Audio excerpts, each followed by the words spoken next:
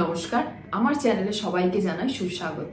আজকে আমি আমার চ্যানেলে একটা নতুন ভিডিও নিয়ে উপস্থিত হয়েছি। ভিডিওর টপিক হলো ওয়েদার চেঞ্জের সময় কি হতে পারে ঘরোয়া টোটকা সর্দি কাশি হাত থেকে নিজেকে বাঁচানোর জন্য।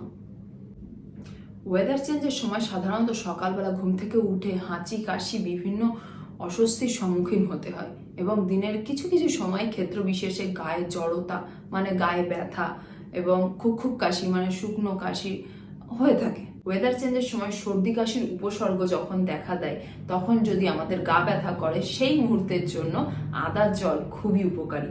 এছাড়াও সর্দি কাশির ক্ষেত্রে আদার চা ভীষণ উপকারী।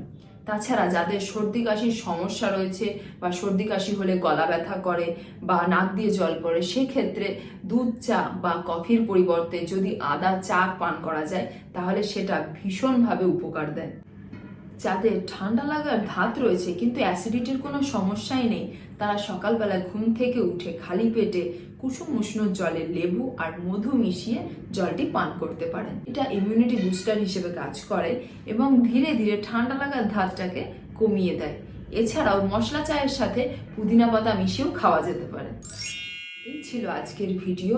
দেখা হচ্ছে নেক্সট ভিডিওতে। ততক্ষণ সকলে ভালো থাকুন, সুস্থ থাকুন, বাড়ির সবাইকে ভালো রাখুন আর নজর রাখুন আমার এই চ্যানেলে।